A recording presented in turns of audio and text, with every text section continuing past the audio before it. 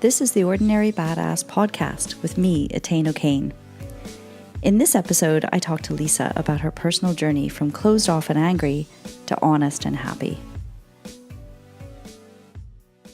Hi there. I am really delighted to be introducing my very first podcast guest, Lisa.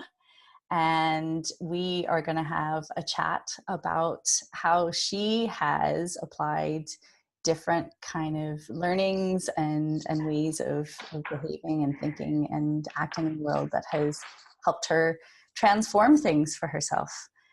So Lisa, you're very welcome. Thanks for meeting with me today. Hi. I know you're nervous. Yeah. I wanted to talk to you. The whole point of this podcast is really that I just want to talk to ordinary people who inspire me, because I see that they're doing exactly what it is that I'm trying to help people to do. And the big philosophy of my work is that, you know, we're not great because we do these superhuman things. We're great because we're able to be masterful in our everyday, normal, bill-paying, job-going, dishwashing lives. It's about just being able to be okay in our lives and to feel like we're handling ourselves and that we're adults.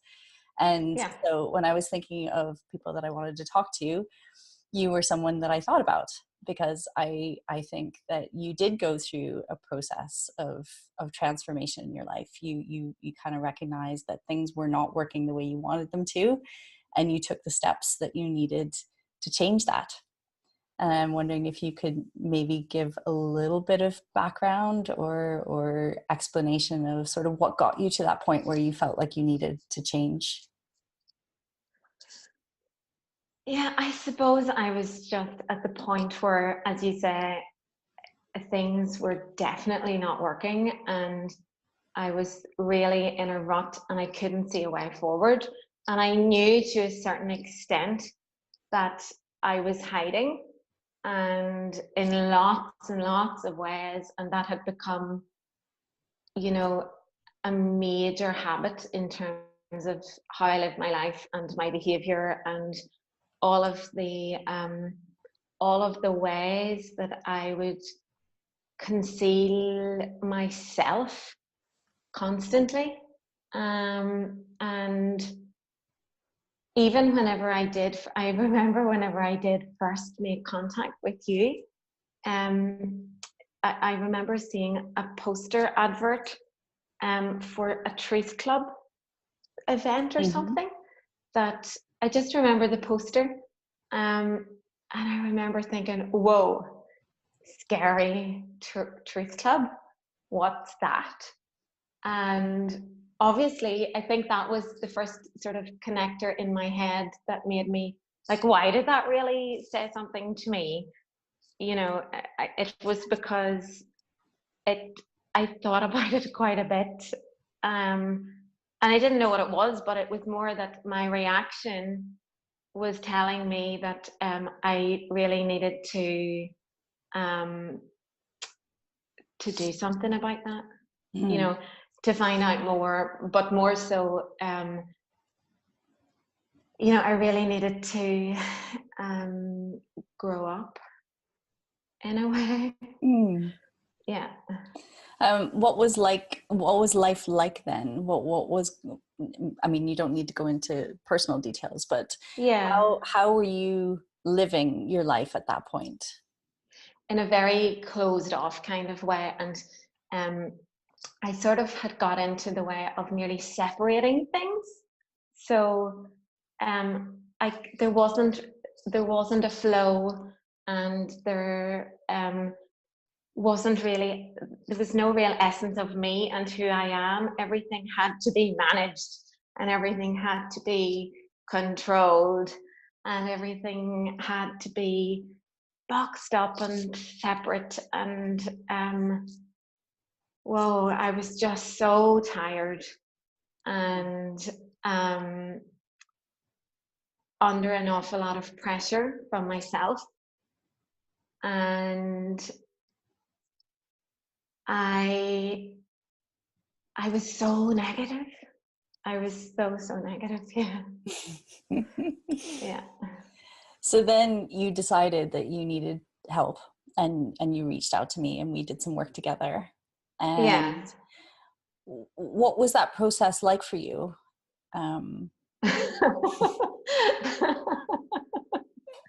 Well, I was coming from a place where I suppose really I had kind of disempowered myself, and I didn't know all of those things then. I really didn't.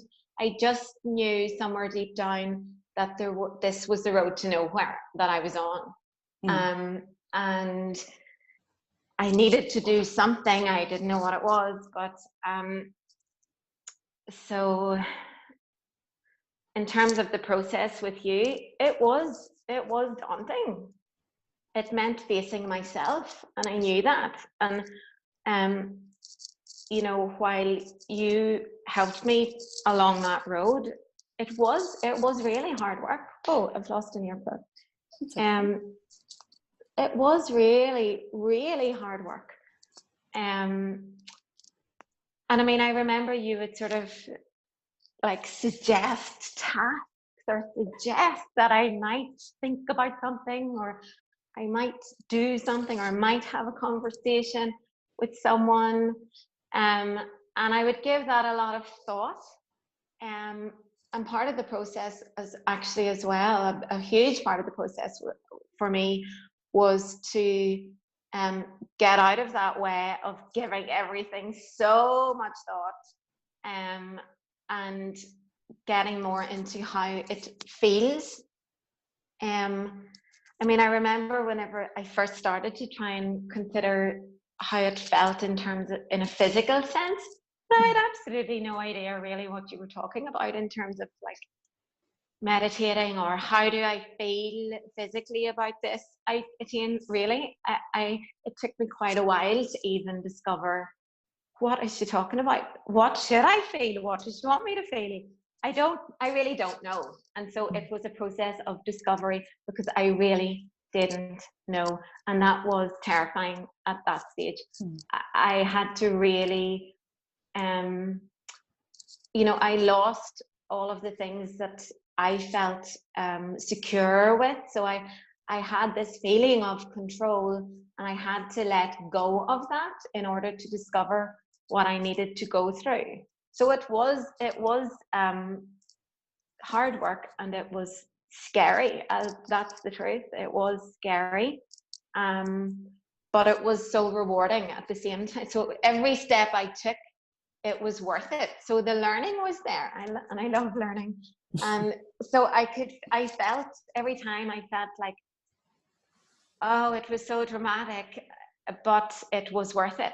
So I kept going, and I kept going, and I kept going, and another little bit. And it was, you know, changes were happening all of the time, not all at once. It was over a long time, but every little bit was big to me, and every little bit was absolutely worth it.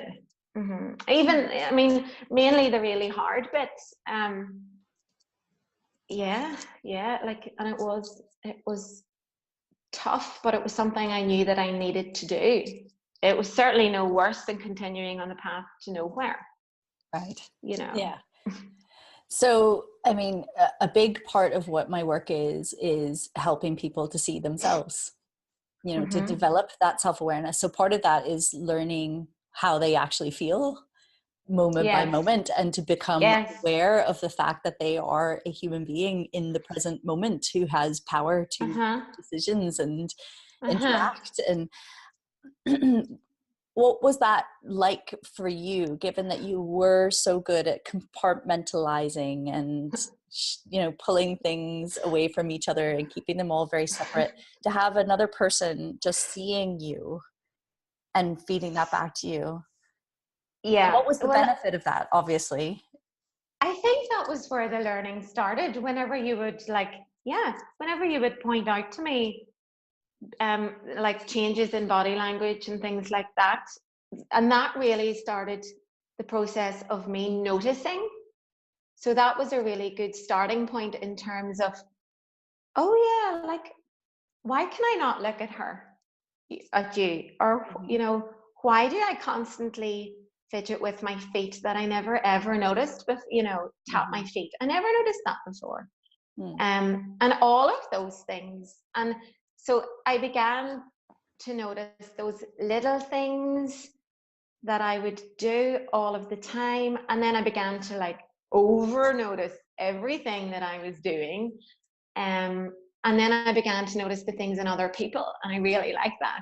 So it was, there were different steps, but it helped me, I suppose, with all of the things that I did.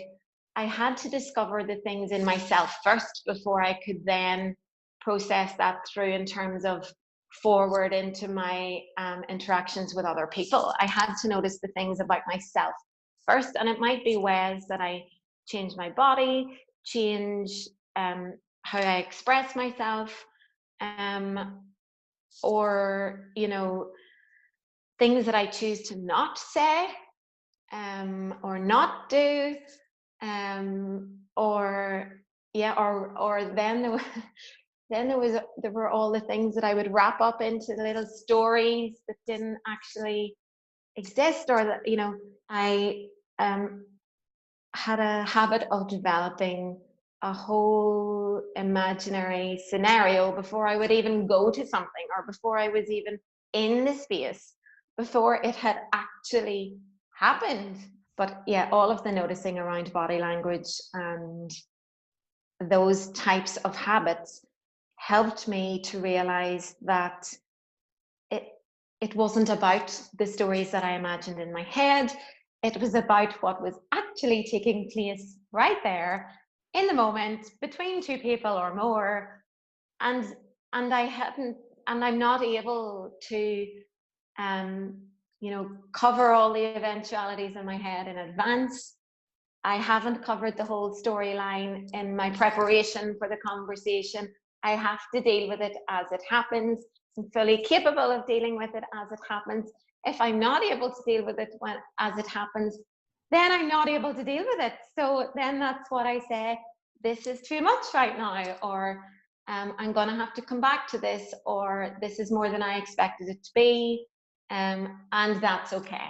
That was always a very powerful line that you would use about, and that's okay.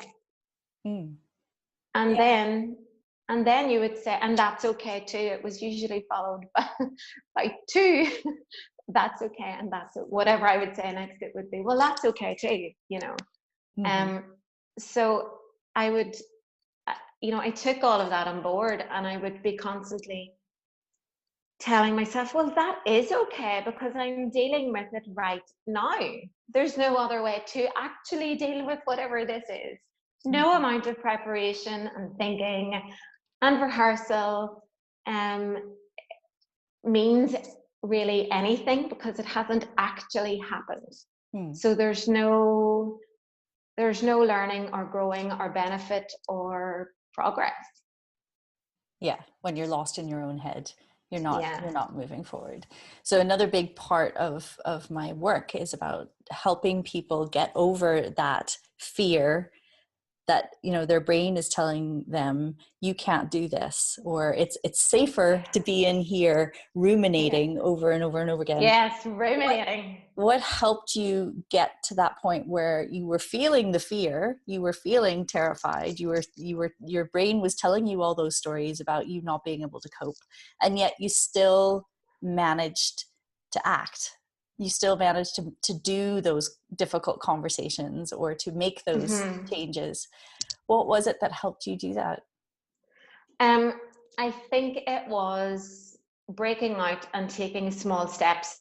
So making a decision, committing to the decision with myself that I was going to, let's say, have a certain conversation between one meeting with you and the next meeting with you. And I was committing that this was what I was going to do.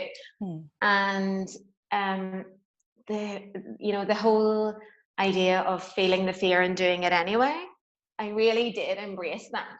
And I admit I got a real kick out of it. I loved it. And so in taking small steps to maybe have smaller, more minor conversations that I wanted to take to tackle. That kind of helped me build up the confidence to face bigger conversations that I really needed to approach. And I was at the point at that stage where I really could feel the fear. I could feel my body changing, and it was equally terrifying but exhilarating at the same stage, at the same time. So I am still very aware of what fear really feels like. Even this morning when I knew I was going to be chatting to you, I could feel the same. The fear is all still there, but I'm able to kind of harness that feeling and have that little chat in my head of, here she goes again, trying to talk herself out of this. And I can present all of the reasons why I don't want to do this, and I'm feeling so nervous about it. But I know that actually motivates me all the more now, you know, to see it through. I kind of still treat that in the same way as I did then, in terms of, right, I get that feeling, I get that sensation, I know what it is, and I am going to do this, even though I can feel that awful sensation in my tummy. Right. And I remember us having that conversation when you were starting to move into action. And I said to you that I thought you were really brave. And you were like, I'm the brave person in the world. And I was going, but you are, because you're terrified and you're still doing it. If it didn't cost you anything, it wouldn't be bravery. Then, there'd be no value. But what you got to learn was you can be terrified and still manage your shit. Yes. Yeah. And I really like doing that, because I still do so many things that most people do. That's what makes me ordinary. I'm not a hero, but I am brave. But I know what it feels like to embrace that feeling of, oh God, I'm really scared of this, but I am going to do it. Right. And that is bravery. And that's it. I do that quite a lot, and I love to do that, and I love to feel I've done that. It makes me feel mature, like I can handle this, even if it goes really badly wrong. I'd rather face it than hide from it or run away or not tackle it. Yeah. And I think for a lot of people, we tend to not do anything because of that terror of getting it wrong. Yeah. And I think a lot of us think if we move outside of our comfort zone, it's going to be a disaster. But for you found actually quite the opposite, that when you really took chances, things worked out pretty good, didn't they? Yeah, they did. It is fairly cliche, I suppose, the concept about, your comfort zone and moving outside of your comfort zone, and that's where the magic happens. But it's like, it's completely the truth, and even recently, I was thinking about a new move within my job, and it was very much the scenario of the comfort zone versus outside of the comfort zone, and all of those things came up again. And the more I think about that over time, the comfort zone really isn't a comfort at all. The comfort zone is stifling. There's no comfort. The comfort zone is exactly what chokes you completely. And it's not it's an illusion of a comfort zone. I think we have this illusion of being safe within what we know and what's familiar. But is it safe, or is that actually quite toxic? I think. Yeah. I've really, really, that's something I've given thought to. I don't even believe in the comfort zone anymore. That sounds perfect. And so I'm wondering, given that, it's hard for people who are seeing this and seeing you for the first time to grasp that you have never been confident, because you come across as so confident. I always came across as confident. People have always told me that I'm super confident. So I was really good at how I delivered and how I presented, but that didn't reflect the person that was inside. And so the difference was getting further and further apart, and that's where the pressure was really coming on to me, because the pressure and the energy that it took to maintain that veneer was immense. And that's why I was exhausted. Yeah. Absolutely exhausted. So now you're not pretending, you actually are living as you really are. This confidence is real now. I mean, yes, you might be feeling a bit nervous about being on camera. You might be feeling a bit like, oh, I've never done this before. This is a little bit scary. But but you're also fully here, right? I'm fully real. There's no, I mean, you would have done a lot of talk about bullshit, which was quite hilarious. And you called me out on a lot of that, and it used to really annoy me because you could see it coming. And you were good at that.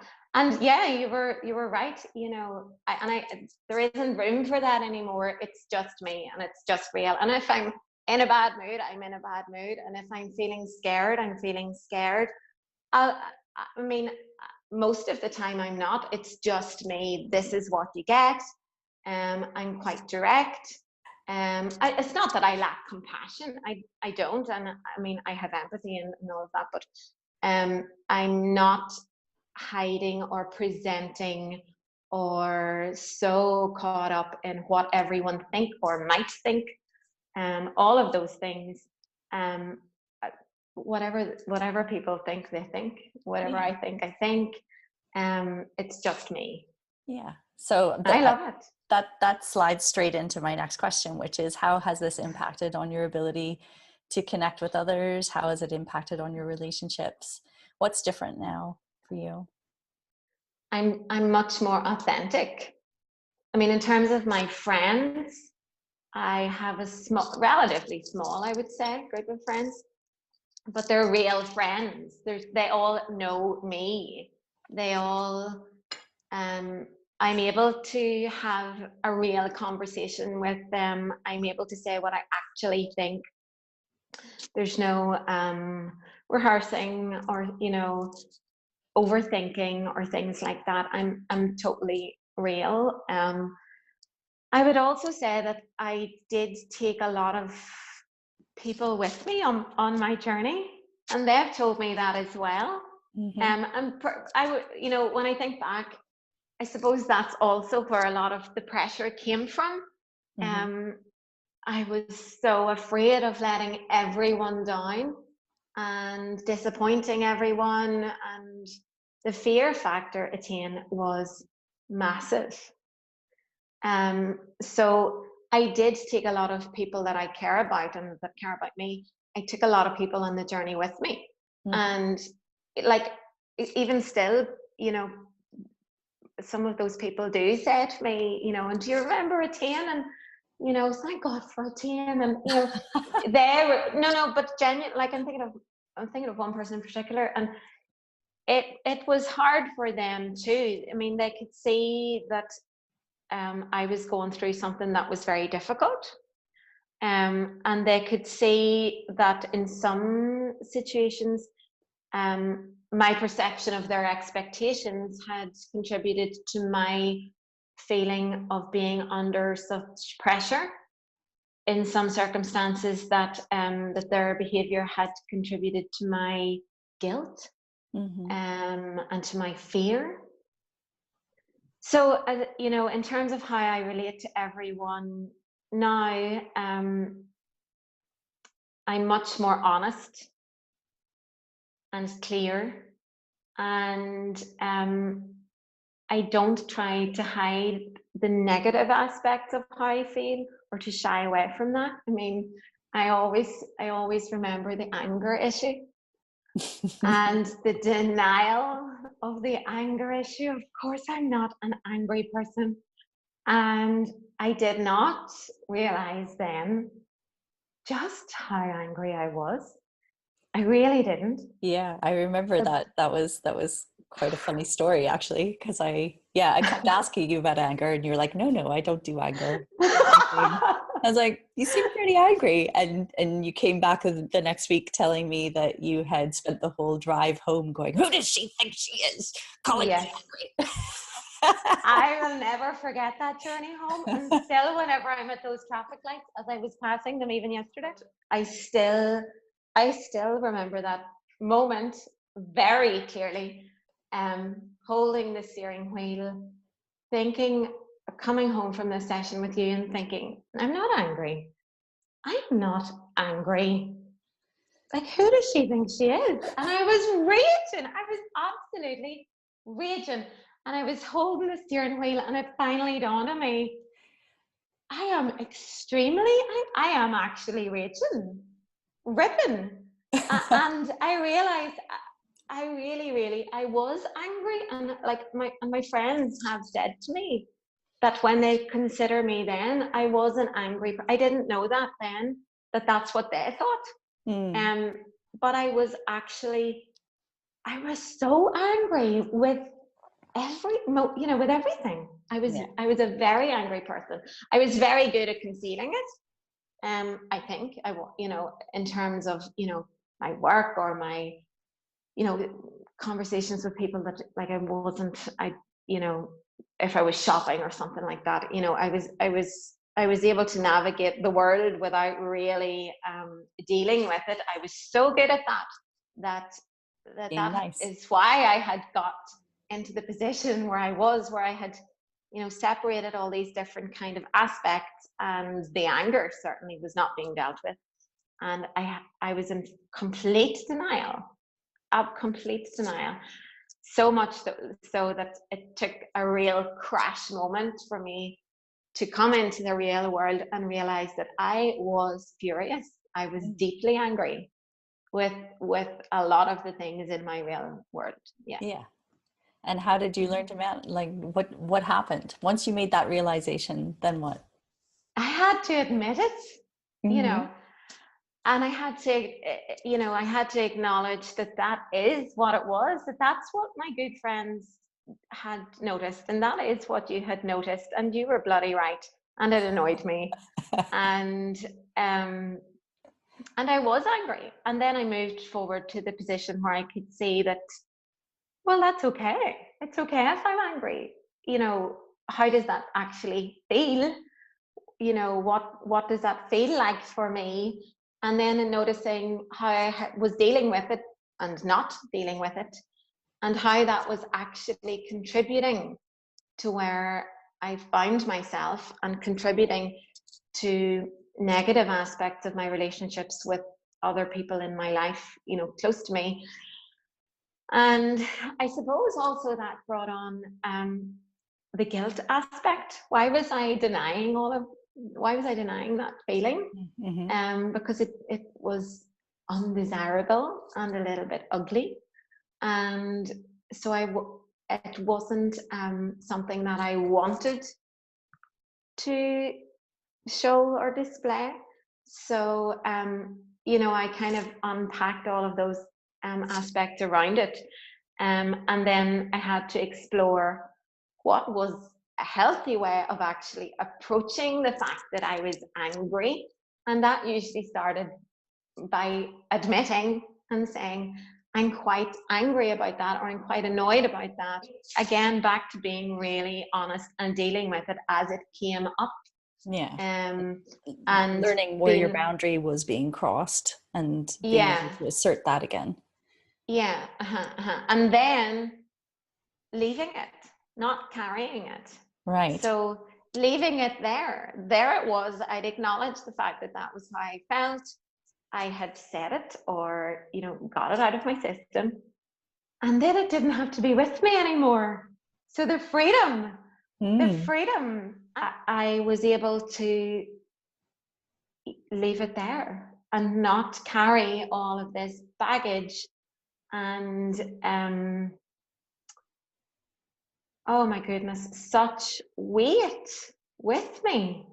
It could be left. The conversation was over. I'd had it. I didn't need to go on and on and on about it. It was done, over, finished, you know, and that was so liberating. What's it like? So what's it like to be able to just deal with something and move on? great. Things are so much more immediate, you know, and so that helps to really reduce all of that pressure. So if you could imagine someone watching this or listening to this conversation, and they're at a stage where they're recognizing there's something going on for them, and they're not dealing with it very well, but they're not really sure if this is for them or if they should just keep their head down, keep battling through, what advice would you give them, having gone through your own process of self-realization, challenging, changing? I would acknowledge how it actually would feel for them, you know, remembering how it did feel for me. I would have quite a lot of empathy for the position that they find themselves in. It is a journey of discovery, very much so. You know, you get to learn an awful lot about yourself and who you really are and how you really feel. And it does take time, and it takes patience and strength that you get to build up along the process. And I would encourage them to really slow down and be themselves and be interested in finding out what that actually means. And that will involve some work. But it's so much better to invest time and effort and energy in that process than to spend time and effort and energy in things, being and being someone that maybe they really aren't. To be all of themselves, even the not so nice parts, and be angry and be disappointed and be upset and be furious, but don't waste themselves on being something that they're not, you know. Be brave and be bold and ultimately be rather than think, you know. And however long that takes, that's okay, but it's better than hiding. I agree. Well said. So I think we've covered an awful lot, and I really appreciate you for the work that you did. It was a real joy working with you, and we haven't seen each other for quite a while, but I really get the impression that you are living this now. This is your everyday way of being. So, you know, this isn't something that is a quick fix. It's something that you'll probably be practicing all your life. Yeah, no, and it's definitely not a quick fix. There's nothing quick about it. Mm-hmm. But I don't think. If I was to ask you, do you think that you're badass? Would you agree? Yeah, I love it. Yeah. And what does it mean to be ordinary badass for you? It just means finding out who I am and loving her and being her and not giving space to, you know, all the expectations of other people and all of that. And it's all, you know, that's just all such a waste of time. Just being me and, you know, living out that truth. Yeah. Great. Well, thank you so much for agreeing to do this with me, and I hope that people who are watching and listening feel inspired by you. I think you're an inspiration. I really Thank you. So proud of, I mean, I got to witness that transformation, and it was beautiful. It was lovely to see, and you did put a lot of work into it, and sometimes that was tough. But to see you now just doing your thing and feeling confident and being happy. And every once in a while I get a little text message saying, Etain, life is great. And I really appreciate you for showing up and doing that work. And I hope that you inspire others. It sounds like you already are inspiring others. So thank you very much. Thank you, Etain. Thanks. If you enjoyed this podcast, head over to ordinarybadass.com and get more inspiration. Sign up for my webinars and courses and continue the conversation by joining our Ordinary Badass community.